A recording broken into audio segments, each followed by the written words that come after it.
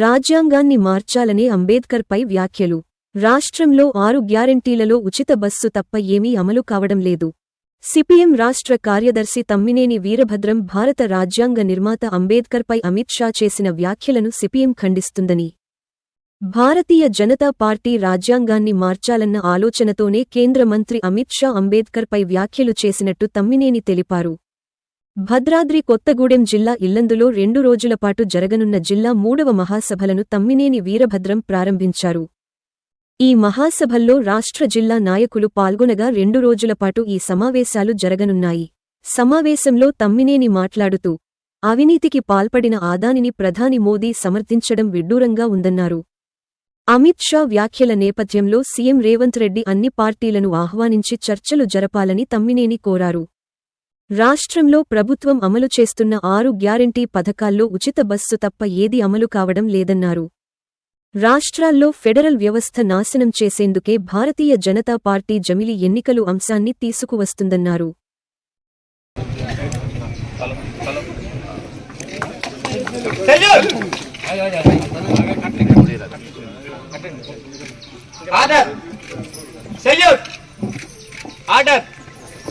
జోహార్ అమరవీరులకు, అమరవీరులారా మీ ఆశయాలు, అమరవీరులారా కాలు. జోహార్ కామ్రేడ్ సీతారాం యేచూరి, జోహార్ జోహార్, జోహార్ కామ్రేడ్ సీతారాం యేచూరి, జోహార్ జోహార్, జోహార్ కామ్రేడ్ సీతారాం యేచూరి, జోహార్ కామ్రేడ్ సీతారాం యేచూరి.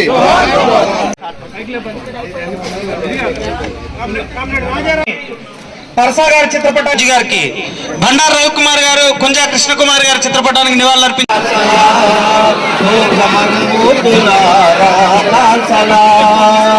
సమైక్య భారతి కోసం రక్తం చిందించిన సమైక్య భారతి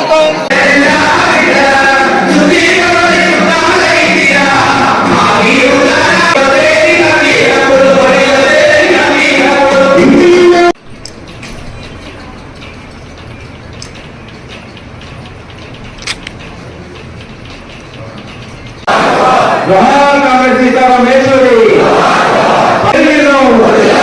వర్ధిల్లాలి మార్క్సిజం లెనినిజం. మాజీ మేనేజర్ సిపిఎం రాష్ట్ర ఇల్లందు డివిజన్ యూపీఎం రాష్ట్ర కోశాధికారి మహమ్మద్ అలీ గారు, బీఆర్ఎస్ ప్రభుత్వం, కాంగ్రెస్ ప్రభుత్వం రెండు కూడా పార్టీ దేశంలో సిపిఎం పార్టీ ఆ రకమైనటువంటి ప్రజాస్వామ్య పద్ధతి మన పార్టీలో ఉంది. పార్టీని ఎలా ముందుకు తీసుకోవాలి, ప్రజా ఉద్యమాలు ఎలా నిర్మించాలి అనేది మనం చర్చించుకొని నిర్ణయాలు తీసుకుంటాం.